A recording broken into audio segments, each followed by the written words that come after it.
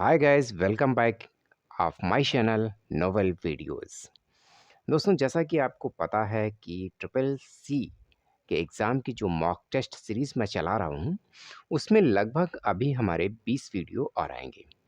तो बने रहिएगा हमारे चैनल के साथ में, देखते रहिए ट्रिपल सी मॉक टेस्ट। बिना समय गवाए हुए स्टार्ट करता हूँ आज का पहला क्वेश्चन। बट पहला क्वेश्चन लेने से पहले आपको बता दूं कि अगर आप हमारे चैनल पर नए हैं तो हमारे चैनल को सब्सक्राइब जरूर कर लीजिए, ताकि आने वाले वीडियोस की नोटिफिकेशन आपको मिलती रहे। और लाइक और शेयर भी करते रहिए, ताकि मेरी हौसला अफजाई होती रहे और आपके लिए मैं अच्छे से अच्छे क्वेश्चंस लेकर के आता रहूं। चलिए स्टार्ट करते हैं पहले क्वेश्चन से। आधुनिक कुंजी पटल यानी जो कीबोर्ड होता है में फंक्शन कीज की कुल संख्या कितनी होती है? जी हाँ, ये आपको बताना है कि आधुनिक जो कीबोर्ड होता है आजकल के प्रचलन में, तो उसमें फंक्शन की जो होती हैं उसकी कुल संख्या कितनी होती है, ये आपको बताना है। तो पहला ऑप्शन यहाँ पर है आपका 8, दूसरा 10, तीसरा 11 और चौथा ऑप्शन है आपका 12। तो यहाँ पर जैसा कि आपने अभी हमारे पिछले शायद वीडियोज़ में भी ये क्वेश्चन आया था, तो उसमें जो फंक्शन की संख्या थी वो आपकी 12 है। ठीक है, ये ध्यान रखिएगा। F1 से लेकर के F12 तक जो फंक्शंस की होती हैं, ये आप संख्या में इनकी जो कुल संख्या है ये 12 रहेगी। ठीक है, चलिए अगला क्वेश्चन देखते हैं। अगला क्वेश्चन हमारा है कैप्चा। एक कंप्यूटर प्रोग्राम है। कैप्चा के बाद में आपको यहाँ पे फिल इन द ब्लैंक्स है, नीचे 4 ऑप्शन दिए गए हैं। यहाँ पर इनमें से जो सही ऑप्शन है वो चूज़ करके यहाँ पे आपको भरना होगा। तो ये आपको बताना है।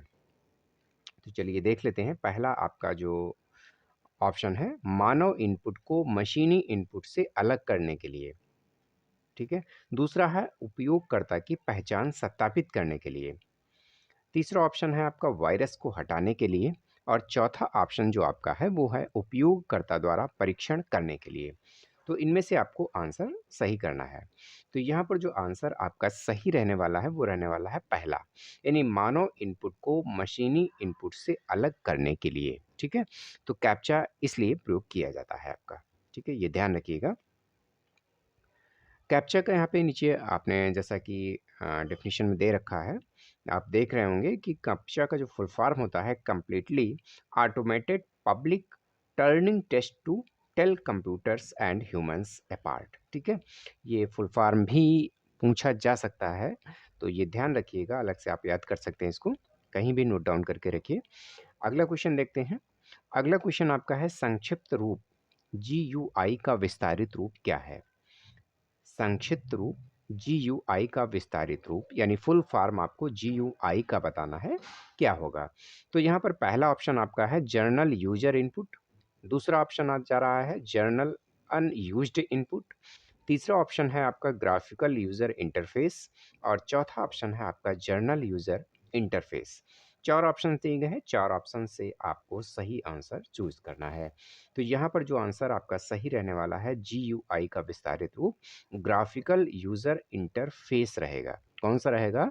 ग्राफिकल यूजर इंटरफेस रहेगा। ठीक है, चलिए इसको थोड़ा सा हम विस्तार से भी देख लेते हैं कि GU का विस्तारित क्या है। ग्राफिकल यूजर इंटरफेस है कंप्यूटर पर किसी भी कार्य को करने के लिए उपलब्ध चित्रमय माध्यम को ग्राफिकल यूजर इंटरफेस कहते हैं। किसे कहेंगे?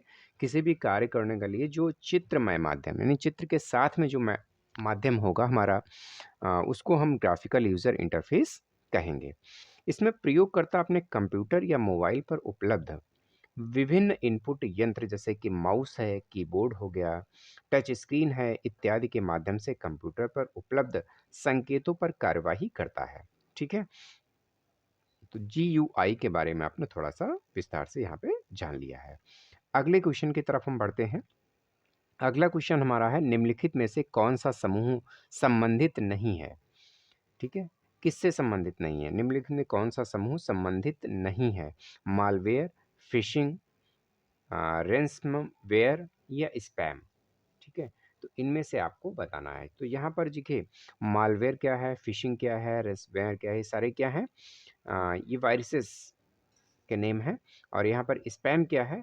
स्पैम जो है वो एक जो मेल आपने देखा होगा, मेल में स्पैम यानी जो घोटाले से संबंधित या गलत ईमेल आपकी हैकिंग से संबंधित जो मेल्स वगैरह आते हैं, वो स्पैम में चले जाते हैं, ठीक है?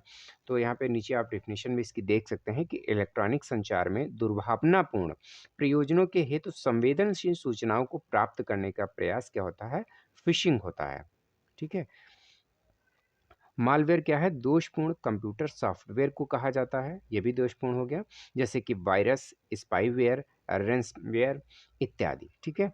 तो इस तरह स्पैम उस प्रकार के ईमेल को कहते हैं जो थोक में भेजा जाता है या बिना मांगे या बुलाए आ जाता है, ठीक है? जिसमें प्रायः विज्ञापन होते हैं, जैसा कि स्पष्ट है कि स्पैम के अतिरिक्त अन्य 3 विकल्प मुख्यतः दुर्भावनापूर्ण प्रयोजनों से बाहर होते हैं, जबकि स्पैम प्रायः विज्ञापनों के प्रचार के लिए भेजे जाते हैं, ठीक है? तो यहाँ पर स्पैम और ऊपर दिए गए तीनों में आपने डेफिनेशन का जो अंतर है, डिफरेंट है, वो आपने समझ लिया होगा। तो अगले क्वेश्चन की तरफ हम बढ़ते हैं। अगला क्वेश्चन हमारा है इंटरनेट एक्सप्लोरर क्या है? ये आप सभी लोग जानते हैं कि इंटरनेट एक्सप्लोरर क्या है? ब्रेज ब्राउज़र है, कैलकुलेटर है, म्यूज़िक प्लेयर है या चैट रूम है? तो ज़ाहिर-सी बात है ये हमारा क्या है? पुराना एक वेब ब्राउज़र ही है, ठीक है?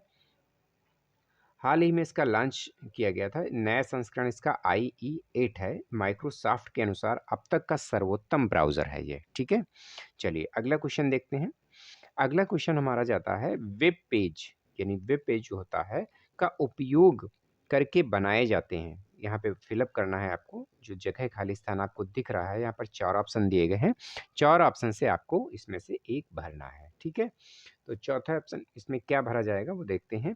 वेब पेज एचटीटीपी से बनता है, ठीक है?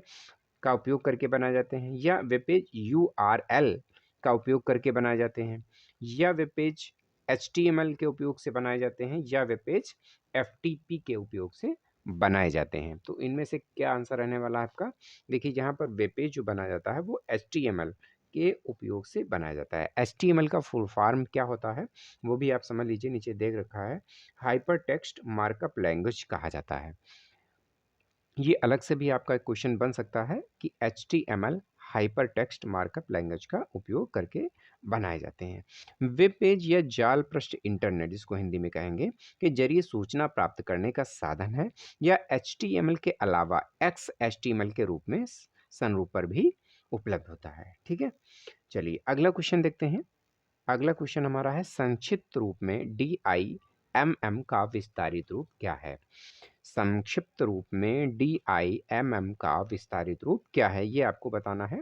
पहला ऑप्शन है dual in line multimedia model, dual in line multimedia model, या डुअल इंटरचेंज मेमोरी मॉडल, या dual in line memory model, या divided in line multimedia model.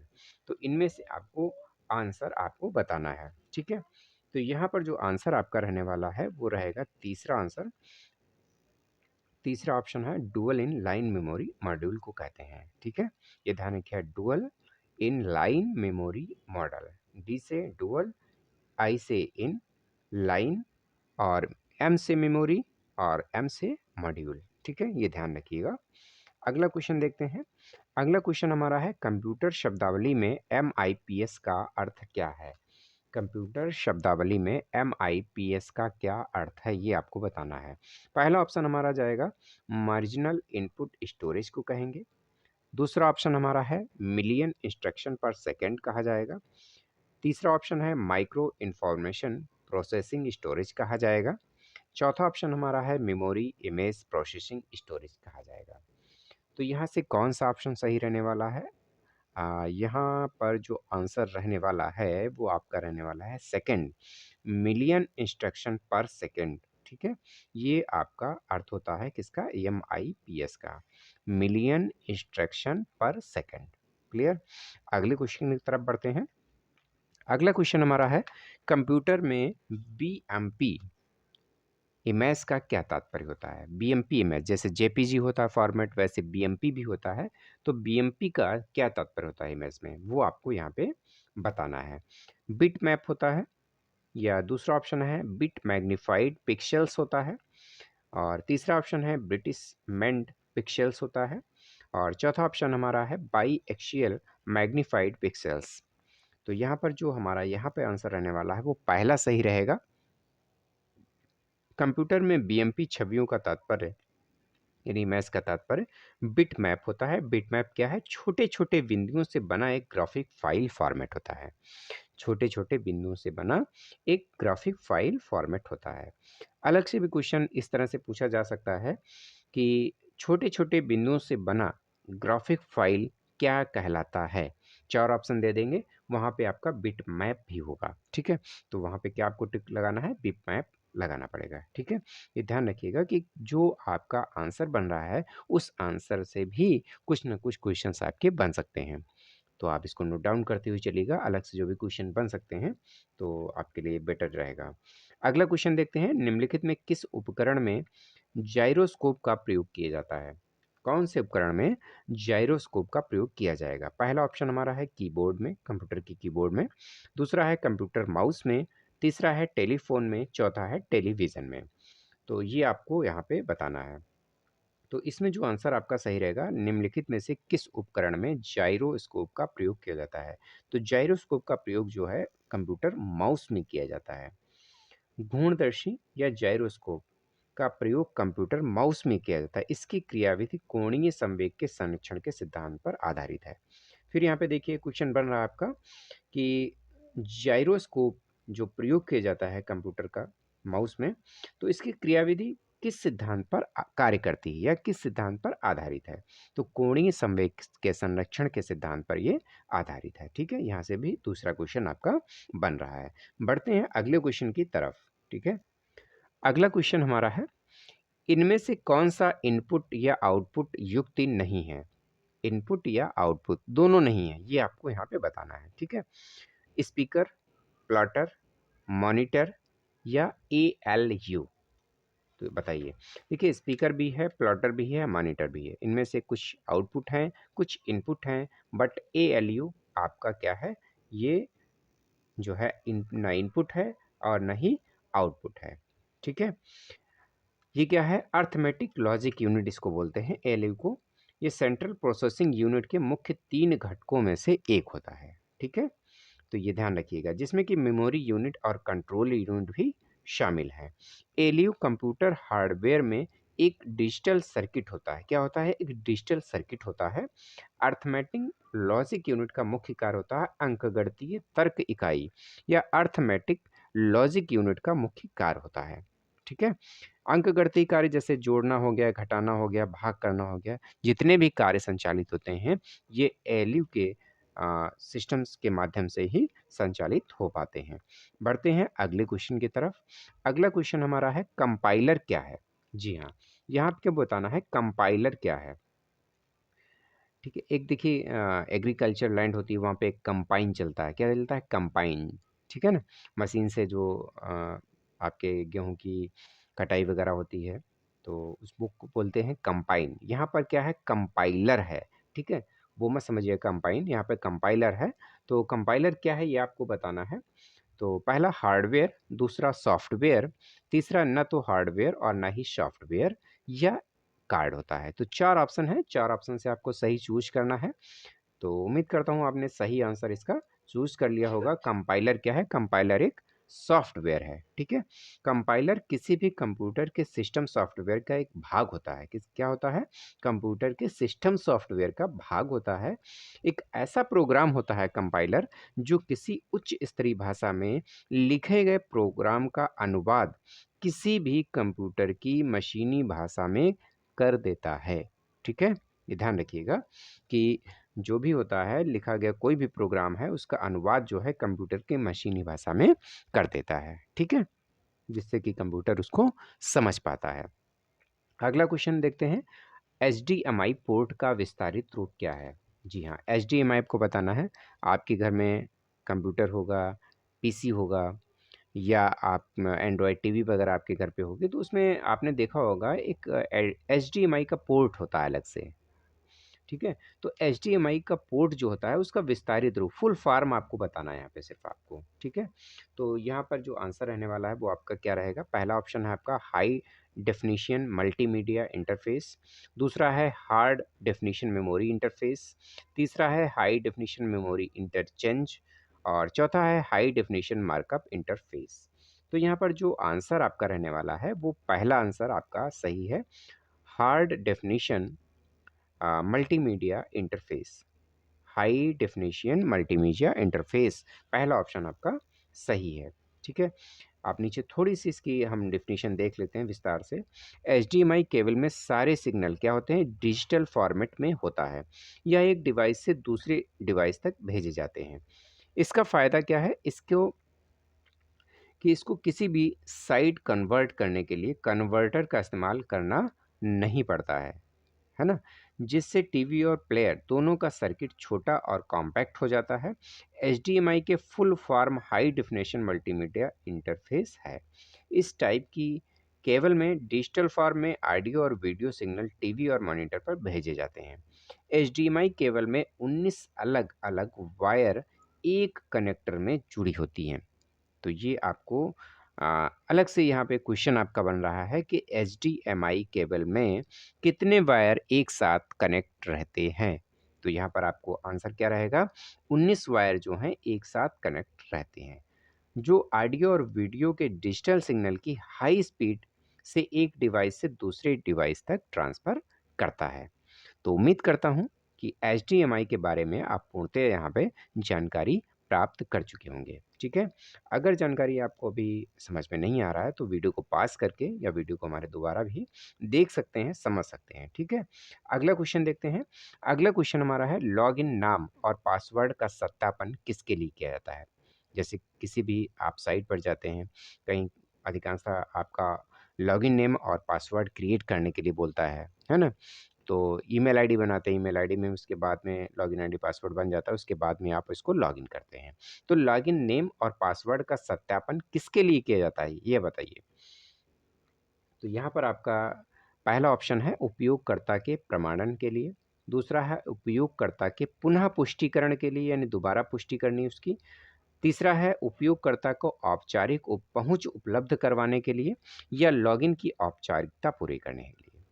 तो ज़ाहिर-सी बात है यहाँ पर जो पहला आंसर आपका है, वो आपका सही रहने वाला है, यानी उपयोगकर्ता के प्रमाणन है। जो भी यूज़र है कि आप ही लॉगिन कर रहे हैं उसको, इसलिए आपका यूज़र नेम और पासवर्ड पूछा जाता है, ठीक है?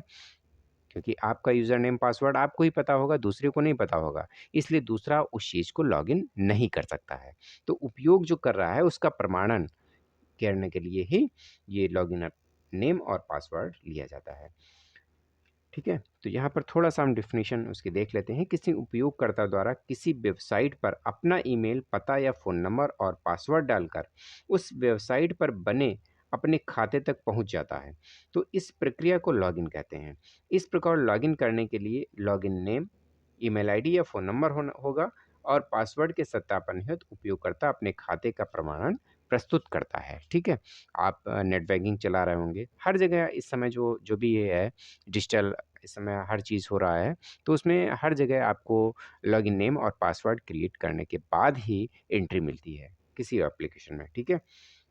अगला क्वेश्चन देखते हैं, अगला क्वेश्चन हमारा है टीसीपी या आईपी का विस्तारित रूप क्या है? टीसीपी या आईपी का विस्तारित रूप क्या है, ये आपको बताना है। पहला ऑप्शन है ट्रांसमिशन कंट्रोल प्रोटोकॉल, टीसीपी और आईपी का मतलब होता है इंटरनेट प्रोटोकॉल, ठीक है? दूसरा ऑप्शन हमारा है ट्रांसमिशन कंट्रोल प्रोटोकॉल या इंट्रानेट प्रोटोकॉल। देखिए इंट्रानेट प्रोटोकॉल कोई नहीं होता है तो इसको आप अलग कर दीजिए बिल्कुल ही। दूसरा है ट्रांसमिशन कमीशन प्रोटोकॉल भी नहीं कुछ होता है तो इसको भी अलग कर दीजिए आप। ठीक है। अगला क्वेश्चन हमारा है सॉरी क्वेश्चन क्या ऑप्शन हमारा है ट्रांसफ़र कंट्रोल प्रोटोकॉल या इंटरनेट परमिशन। ये भी नहीं है। तो देखिए इंटरनेट परमिशन कोई शब्द आपका कंप्यूटर में नहीं मैच कर रहा है, तो इसलिए इसको भी हम अलग करेंगे। देखिए जब भी ऐसे क्वेश्चन्स आते हैं, तो उनमें से अधिकांशतः आप क्वेश्चन को 1-2 बार रिपीट करके बार-बार पढ़ेंगे, तो ऑप्शन भी आप पढ़ेंगे और ऑप्शन जब पढ़ेंगे 1-2 बार, तो उसमें से आपको 2 आंसर तो ऐसे ही लग जाएगा कि ये आंसर बिल्कुल ही हो ही नहीं सकता। तो उन 2 आंसर को आप अलग कर दीजिए, नेग्लेक्ट, है ना? और बचे 2 आंसर, 2 आंसर में आपको थोड़ा-सा डीपली अपना ध्यान रखना है कि आपने जो पढ़ा था उनमें से क्या हो सकता है, तो आंसर आपका सही टिक हो जाएगा, ठीक है? तो ये टेक्निक थोड़ी-सी आप ध्यान रखिएगा जब भी क्वेश्चन हॉल में बैठे हों, क्वेश्चन हल कर रहे हों। तो यहाँ पर पहला जो आंसर है वो आपका सही है।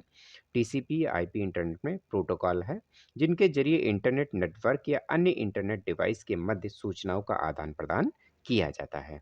ठीक है।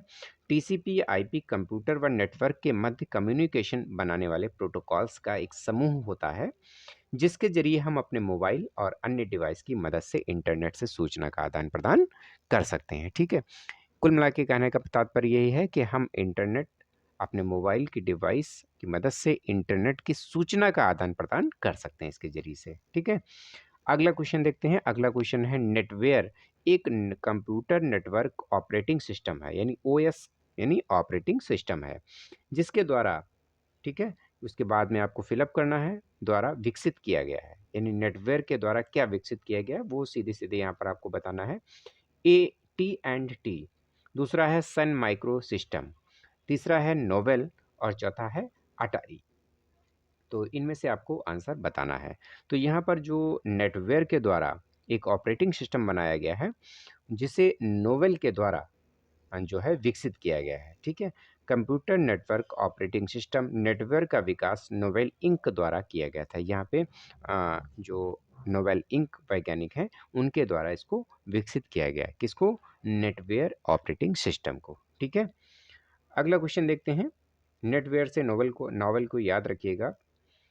अगला क्वेश्चन देखते हैं। अगला क्वेश्चन है ऑपरेटिंग सिस्टम का या के कार्य क्या हैं।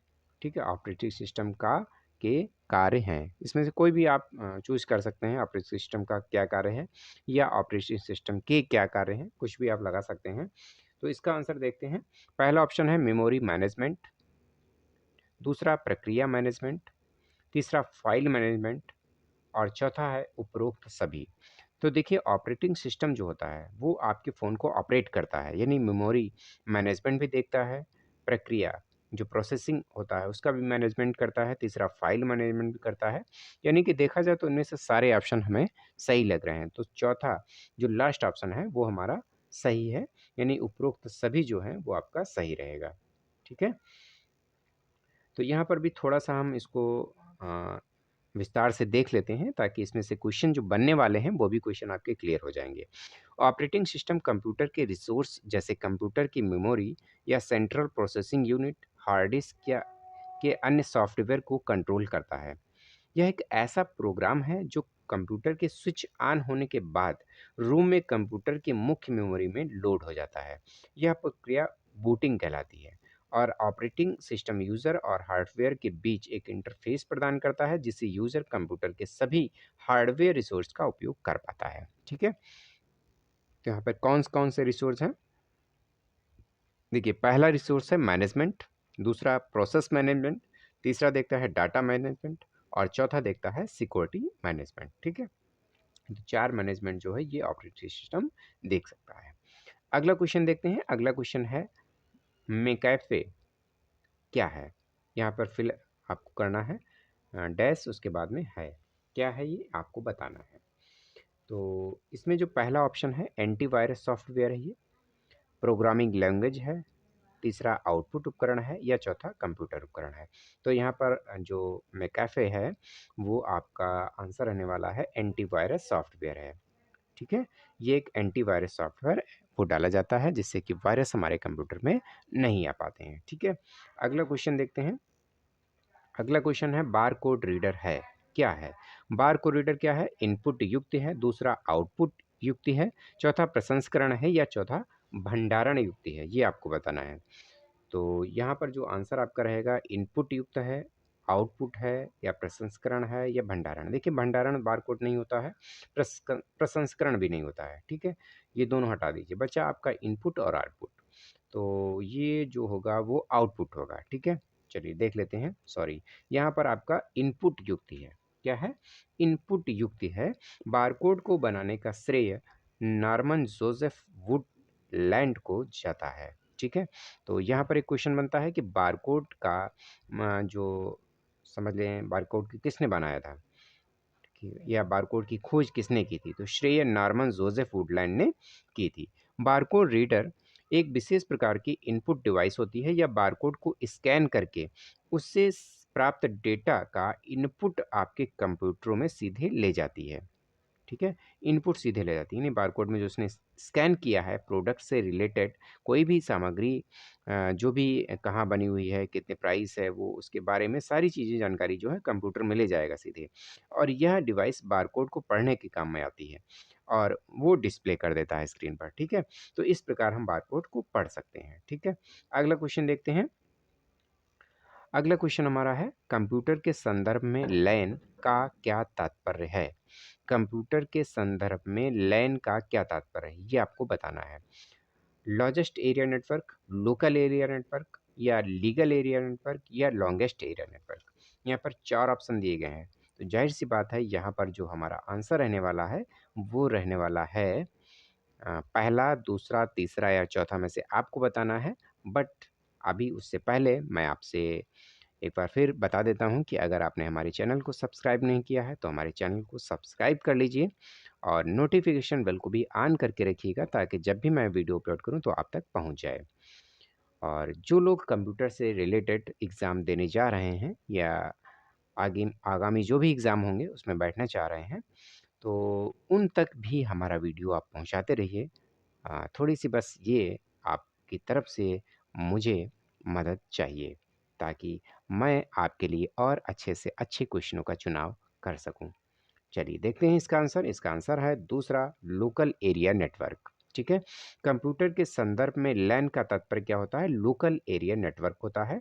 यह एक ऐसा कंप्यूटर नेटवर्क है जो घर, कार्यालय, स्कूल या हवाई अड्डा जैसे भवनों में के छोटे समूह में लघु भौतिक आवृत क्षेत्र को आवृत करता है। यानी एक साथ कंप्यूटरों को हम जोड़ सकते हैं, जैसे कि स्कूल में बहुत सारे कंप्यूटर हैं, उनको एक साथ हम जोड़ सकते हैं, है ना? किसी ऑफ़िस वगैरह में साथ वर्क किया जा रहा है, उनको एक साथ लैन से हम जोड़ सकते हैं। तो उसको लोकल एरिया नेटवर्क बोला जाता है। तो ये थे हमारे आज के क्वेश्चन। मिलते हैं अगले वीडियो के साथ में, तब तक के लिए नमस्कार।